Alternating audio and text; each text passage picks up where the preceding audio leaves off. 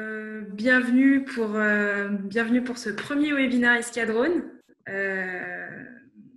Merci en tout cas de vous inscrire et de vous être inscrit. Et vous pouvez voir ici la liste des prochains webinaires, puisque cette petite période insolite nous permet de nous organiser autrement et de vous présenter des sujets sur lesquels on n'a peut-être pas forcément la possibilité d'échanger. Donc voilà, c'est des temps d'échange qu'on organise autrement et sur lesquels vous allez avoir la possibilité de poser vos questions, peut-être de découvrir des nouveaux horizons pour vos différentes activités.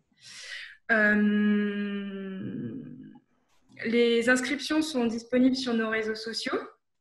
S'il y a des thèmes qui vous intéressent ici, n'hésitez pas à aller sur Facebook, LinkedIn pour pouvoir vous inscrire. Le thème d'aujourd'hui, alors c'est un thème un petit peu générique pour commencer. On va parler des applicatifs et des gammes de machines chez Digi.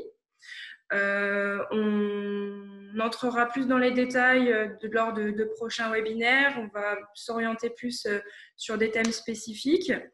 Donc là, c'est plus pour faire un tour d'horizon de ce qui est possible de faire et de ce qui existe chez Digi en tout cas. La présentation, elle durera environ 30 minutes. On commencera... Voilà. On commencera avec une petite présentation, une représentation pour ceux qui nous connaissent déjà d'Escadrone. On passera ensuite sur les applicatifs. Ça devrait durer à peu près entre 5 et 10 minutes. Et puis, la partie machine, entre 15 et 20 minutes environ. Et enfin, on prendra le temps qu'il faut pour répondre à vos questions. Sur cette partie questions-réponses, c'est Nicolas Hébert qui interviendra. Donc, vous pouvez poser vos questions sur le chat directement. Donc, on essaiera de vous répondre soit tout au long de la présentation, soit sinon à la fin de cette présentation pour vous permettre d'échanger sur tout ça. Je ne sais pas si le compteur se voit, il y a encore quelques personnes. Bon, on va attaquer la présentation d'Escadrone. Hein. Je regarde un peu. Je ne sais pas si tout le monde m'entend, donc je fais juste un check. Bon, tout a l'air d'aller. Ben, écoutez, je vais attaquer. Parfait. Pour ceux qui nous rejoignent, merci de participer. Je remettrai la liste à la fin des webinaires. N'hésitez pas à faire un tour sur LinkedIn ou Facebook pour voir les prochains thèmes qui seront abordés. Voilà. Donc, moi, je suis Tiffany Rousseau. Je suis chargée de la commercialisation des drones aériens chez Escadrone. Donc, Escadrone, on existe depuis 2014 et notre rôle, c'est d'accompagner les entreprises dans l'intégration de la robotique autonome dans leur activité. L'activité principale, ça va être la vente de matériel professionnel, que ce soit en aérien, marin, sous-marin ou terrestre, avec une part aussi de recherche et de développement pour adapter certaines machines à des besoins spécifiques.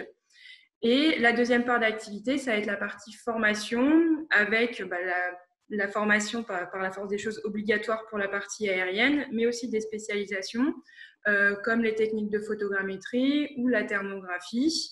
On a une dizaine de centres en France à peu près. Vous pouvez les visualiser sur notre site notamment. On va adresser essentiellement des milieux techniques comme le BTP, l'industrie, les milieux de recherche. Et on va voir dans quel cadre ces entreprises peuvent exploiter, enfin vous en tout cas pouvez exploiter les machines. Sur la partie applicative, donc le drone, c'est un outil qui est de plus en plus utilisé dans différents milieux. On découvre des usages très régulièrement. Nous, on a des projets assez exotiques qui émergent régulièrement. On va retrouver, on va dire, trois grands points forts par rapport à ça. Forcément, le premier élément, ça va être la limitation du risque humain, puisque l'opérateur va pouvoir rester en sécurité et envoyer sa machine pour faire de l'inspection ou de l'acquisition de données. On va avoir également un gain de qualité sur les données, puisqu'on va pouvoir en extraire de la modélisation 2D ou 3D en post-traitement, hein, on va dire au bureau, ce qui permet de pouvoir traiter la donnée de manière beaucoup plus simple que sur les moyens traditionnels. Et enfin, un gain financier, puisque l'opérateur, enfin le technicien, va pouvoir rester moins de temps sur le terrain et donc peut-être multiplier les missions. On va rester sur cette présentation sur des usages assez techniques. On ne va pas trop aborder cette partie audiovisuelle et aussi notamment la partie livraison qui est plutôt encore on va dire émergente. Sur la partie audiovisuelle, n'hésitez pas, hein, si vous êtes de ces milieux-là, on connaît aussi très bien le sujet. Puis si vous avez aussi des idées de webinaires, nous, on est preneurs aussi d'autres sujets.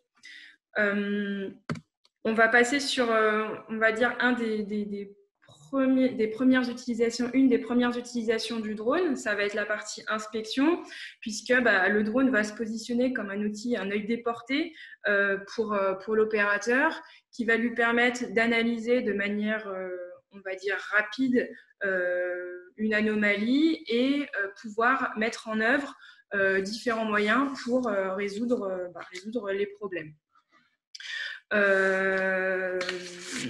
On va pouvoir également intervenir sur du...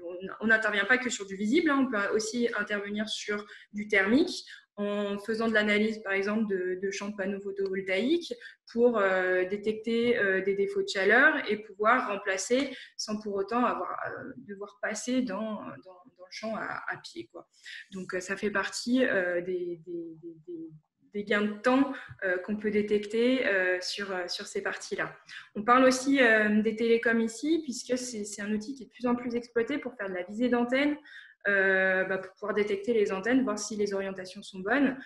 Donc, c'est aussi des choses qu'on nous demande de plus en plus.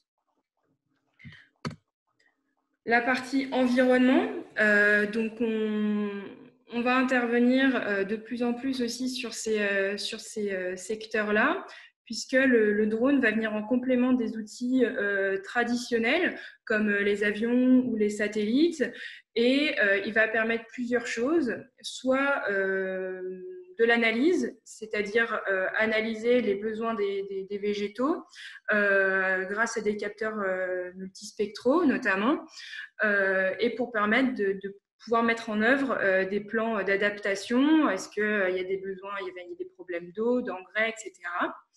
Le drone commence à pouvoir être utilisé sur de l'action, c'est-à-dire on a des drones de pulvérisation qui existent. La réglementation française, pour le moment, est assez restrictive. Donc, c'est des domaines qui commencent à arriver, mais on va dire de manière temporisée.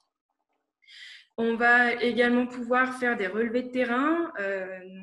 Nous, on est basé à Grenoble. On a énormément de montagnes autour de nous, et notamment on va pouvoir faire des suivis géologiques, des suivis de falaises pour pouvoir voir comment évolue la montagne et éventuellement devoir mettre en œuvre des moyens de sécurisation de routes, de villages pour éviter des accidents tout simplement. On est aussi de plus en plus mobilisé sur du comptage animalier, notamment répertorier la faune, la flore. En ce moment, c'est la détection de faune dans les champs avant la fauche, puisque quand ils naissent, ils ne bougent pas du tout. Et du coup, quand les faucheuses passent, malheureusement, il y a beaucoup de décès. Donc, pour éviter ces pertes-là, on nous demande des machines capables, grâce à des capteurs thermiques, d'identifier les bêtes pour pouvoir éviter de les tuer. Autre applicatif très important, c'est le milieu de la surveillance et de la sécurité, puisqu'on va être sur des environnements qui ont besoin d'un temps d'intervention, qui doivent intervenir très rapidement.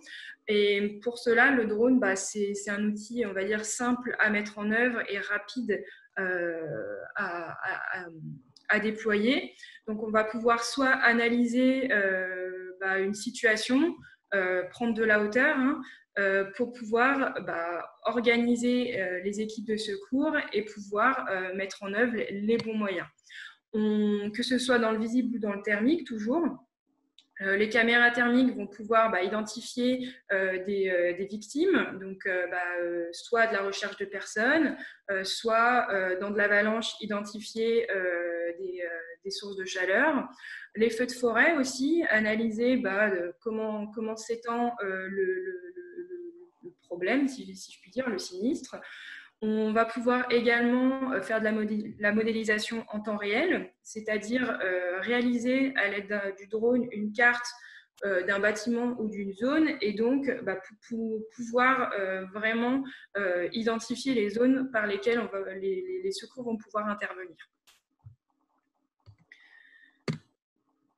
Et enfin, la photogrammétrie, donc, qui fait partie des techniques les plus utilisées. Donc là, on est moins sur un secteur, on est plus sur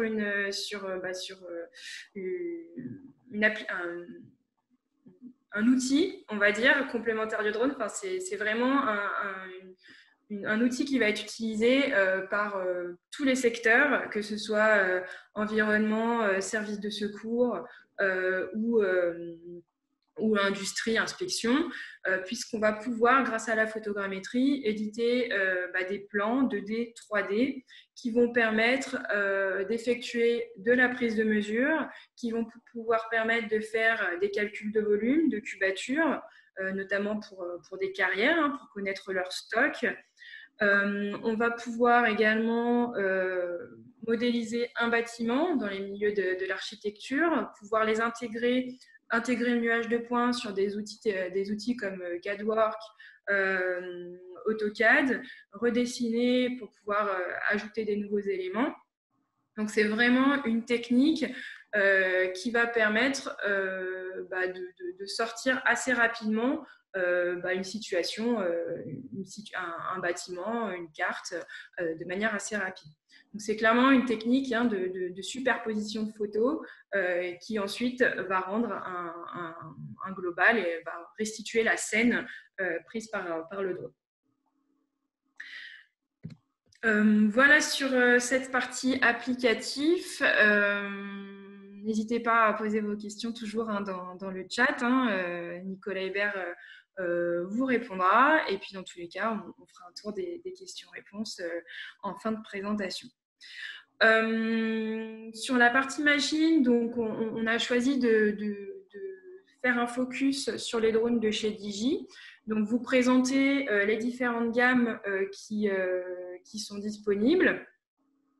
On fera un focus sur certaines machines lors d'autres webinaires. Donc, n'hésitez pas à vous inscrire si certains sujets vous intéressent plus que d'autres. L'entrée de gamme professionnelle, fin de gamme loisirs. Donc, on va être sur des drones comme la gamme Mavic 2, où là, on va retrouver 4 machines. Le Mavic 2 Pro, le Mavic 2 Zoom, le Mavic 2 Enterprise et le Mavic 2 Enterprise Dual. Donc, c'est des machines qui sont quasiment, on peut dire, identiques toutes les 4, sauf qu'elles vont avoir effectivement des caractéristiques techniques un petit peu différentes. Sur le Mavic 2 Zoom et le Mavic 2 Pro, donc ça, c'est des machines qu'on va retrouver plutôt dans les milieux audiovisuels. Le Mavic 2 Pro qui a une très très bonne qualité d'image par rapport au prix de la machine, qui fait qu'elle est très prisée sur ces milieux-là. Notamment, la gamme Mavic, ça va être des machines hyper faciles à mettre en œuvre, qui prennent très peu de place. Donc, on va les retrouver dans plein d'environnements différents. Et le Mavic 2 Zoom, qui lui n'a pas la qualité de capteur du Mavic 2 Pro, mais qui possède le zoom si des besoins se font sentir sur ces éléments-là. Sur la partie technique, on va retrouver du coup les deux autres machines, donc la gamme Enterprise. On retrouve la gamme, donc le Mavic 2 Enterprise, qui lui aussi possède un zoom. Hein. Donc vous pouvez le constater, le capteur c'est le même que le Mavic 2 Zoom sur les deux machines. L'Enterprise Dual, lui, en plus de ce capteur visible, va être couplé à un capteur thermique fait en collaboration avec FLIR, ce qui permet notamment sur cette machine d'avoir ce qu'on appelle le FLIR MSX, c'est-à-dire une superposition d'image visible et d'image thermique, ce qui permet de visualiser de manière plus facile des éléments thermiques en fait. Voilà. Ça reste des machines relativement légères hein, et toujours faciles à mettre en œuvre, pliables. On peut mettre dans le sac à dos, ça prend très peu de place. La particularité de ces deux machines, c'est qu'elles vont pouvoir accueillir une gamme d'accessoires comme un haut-parleur. On enregistre sur sa tablette de pilotage un message qu'on va pouvoir diffuser. Que ce soit de l'effarouchage d'oiseaux, par exemple, si on dit comme ça, mais on va pouvoir enregistrer des sons de rapaces pour pouvoir les rediffuser ensuite sur des terrains agricoles ou sur certaines zones, que ce soit pour sécuriser les populations. On a un peu ces sujets-là en ce moment, ou pour les services de secours, pour pouvoir peut-être diffuser des messages pour des personnes qui sont recherchées ou ce genre de choses. On a également un spot lumineux, donc un phare hein, qui permet de visualiser sur des baisses de luminosité ou une diode qui permet d'identifier la machine relativement facilement grâce à tout ça. Voilà sur la gamme Mavic du coup. L'Inspire, donc l'Inspire, on va en parler brièvement. Donc c'est une machine, c'est pas parce qu'on en parle brièvement que c'est une mauvaise machine. Hein. Au contraire, c'est une machine qui est très demandée sur les milieux audiovisuels puisque elle va notamment pouvoir enregistrer sur des disques durs SSD qu'on rack directement sur la machine. Ce qui permet d'enregistrer des gros volumes de fichiers et donc des meilleures qualités en retour photo vidéo, notamment grâce à des licences Apple ProRes et Cinema DNG qui permettent du format RAW et donc aux vidéastes et aux photographes de retravailler leurs clichés. Les pieds on va pouvoir faire des visualisations 360 puisqu'on ne sera pas gêné par des pieds comme sur la gamme Matrice et donc un champ de vision complètement libre. C'est une machine qui n'a que deux capteurs disponibles, la X5S et la X7. On y reviendra un petit peu plus tard. Hein. Donc la X7, c'est le capteur le plus performant de chez Digi. C'est un équivalent APS-C à peu près, ou Super 35, tandis que la X5S avait un micro 4 tiers, donc un plus petit capteur. Donc, plus le capteur est gros, plus il va pouvoir emmagasiner de l'information de lumière et donc plus le rendu pourra être qualitatif au niveau des visuels. La fameuse gamme Phantom 4. Cette machine, pour ceux qui, en tout cas, sont dans le milieu du drone depuis un certain temps, vous devez bien la connaître. C'est une machine qui a été déclinée et surdéclinée qui a eu plein de versions différentes. Comme on le dit là, elle a su prouver sa robustesse et sa fiabilité. Et c'est pour ça que Digi l'a déclinée dans plusieurs, on va dire, applicatifs. Donc, il y a le Phantom 4 Pro V2 qui n'était plus disponible à la vente jusqu'à fin d'année dernière, je crois, et qui revient et qui est reproduit par Digi, lié notamment à son succès, hein, tout simplement. Le Phantom 4 RTK, donc lui qui va être plutôt une machine dédiée photogrammétrie, cartographie, par rapport à ce fameux module RTK qui permet d'améliorer la précision et le géoréférencement de vos photos et donc la précision de vos modèles.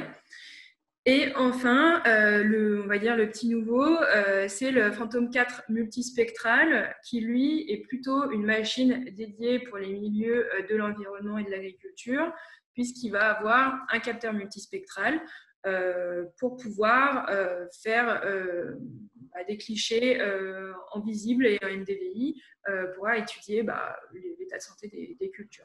Il y a un module RTK aussi sur cette machine qui permet toujours d'améliorer cette précision le géoréférencement des clichés. Au niveau des spécificités machines, on est sur des temps de vol relativement identiques. Hein. Le même capteur pour le Phantom 4 Pro V2 et le Phantom 4 RTK. Le gros avantage de ces machines, c'est que contrairement à la gamme Mavic 2 Pro, on est sur un obturateur mécanique, ce qui permet d'éviter les effets de flou liés au mouvement des machines. Donc, ça va clairement améliorer, éviter l'effet notamment les pales d'hélicoptère. Hein, quand on les prend en photo, elles ont une espèce d'arrondi un peu étrange. Et du coup, avec un obturateur mécanique, on aura moins cet effet-là. On est sur des poids aussi relativement similaires, hein, on va dire 1,5 kg environ, des homologations pour les 3 scénarios français. On reviendra dans un prochain webinaire sur la réglementation européenne qui doit arriver incessamment sous peu. Et donc, un module RTK qui est disponible sur le P4 RTK et sur le P4 multispectral. Et enfin, la gamme matrice, donc 3 machines sur cette gamme, le 200 V2, le 210 V2 et le 210 V2 RTK. On est sur des machines avec une autonomie à peu près similaire, un peu plus d'autonomie quand même sur une matrice de 100 qui du coup a une capacité d'emport beaucoup plus allégée puisqu'elle peut emporter qu'un seul capteur, contrairement aux 2 autres machines. Donc le 210 et le 210 RTK vont pouvoir embarquer soit 2 capteurs en dessous, soit un capteur au-dessus. Avec un module en fait qu'on vient greffer sur le dessus de la machine. Attention pour le 210 V2, il faut un kit GPS supplémentaire puisque avec ce module qu'on vient ajouter sur la tête de la machine, on peut avoir des perturbations. Donc ce sont des machines qui ont vraiment été créées dans le but d'interagir dans des environnements difficiles. Hein. Donc, ce sont des machines IP43, donc contre les projections d'eau et de poussière. Elles sont également renforcées contre les ondes électromagnétiques, ce qui leur permet d'intervenir dans des environnements plus ou moins agréables. Ce qui fait aussi leur force, c'est la polyvalence, puisqu'on va être capable d'accueillir une large gamme de capteurs, donc des capteurs visibles, hein, comme la XE5S et la XE7, dont on a parlé notamment sur l'Inspire 2, et une gamme de caméras techniques comme la XT2, donc c'est la caméra thermique qui a été créée entre Digi et FLIR, hein, la Z30, la caméra d'inspection longue distance et de surveillance. Et ensuite, il y a toute une gamme PSDK, donc ce sont des capteurs qui ont été validés par DJI sur leur machine, comme la GX710 par exemple, qui est un capteur multispectral de 100 Tera, qui va permettre d'évoluer pour les milieux agricoles. Donc, tous ces capteurs peuvent être... alors, certains combos sont possibles, d'autres ne sont pas possibles. Donc, il faut se méfier un petit peu de ça, notamment pour le double capteur.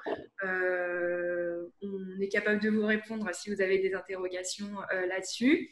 La XT2, notamment, il y a plein de versions qui existent. Il y a 2 résolutions, il y a 2 fréquences, il y a plein d'objectifs. Les objectifs ne sont pas interchangeables.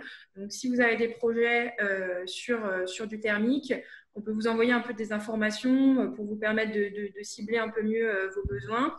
Dans tous les cas, sur ce type de caméra, si vous souhaitez faire de la photogrammétrie, il faut forcément les plus grosses résolutions. Donc voilà. Qu'est-ce que j'ai oublié? Je crois que j'ai fait le tour, j'espère. En tout cas, n'hésitez pas. J'en ai fini avec les game machines, hein. Encore une fois, on axera, on fera des focus sur certaines machines, notamment le P4RTK ou la XT2, la Z30 par exemple. On fera des focus sur ces éléments-là. Donc, si vous avez envie d'en savoir plus, il ne faudra pas hésiter à revenir nous voir.